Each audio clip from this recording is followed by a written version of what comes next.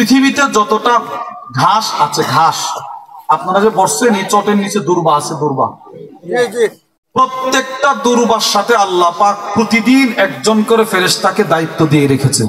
সুবহানাল্লাহ। এবার আপনাদের এই এলাকাতে যত গাছ, একটা হলো ঘাস যেটা নিচে, আর একটা হলো গাছ, প্রত্যেকটা গাছের সাথে একজন ফেরেশতাকে আল্লাহ দায়িত্ব দিয়ে রাখছে। সুবহানাল্লাহ। ওই গাছের যত পাতা, প্রতিটা পাতাকে হেফাজত করার জন্য একজন ফেরেশতার দায়িত্ব।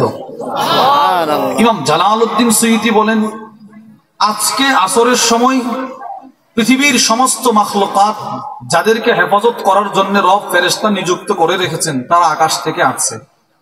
এই ফেরেশতারা সারা রাত দায়িত্ব পালন করবে। ফজরের সময় ওই ফেরেশতারা আকাশে চলে যাবে, আরেক দল আসবে ফজরের সময়। এই দুই দলের আসা যাওয়া যা একত্রিত হবে ফজরের সময়। সুবহানাল্লাহ। ওই একত্রিত হওয়াটাকে রব বলছেন মাশহুদা।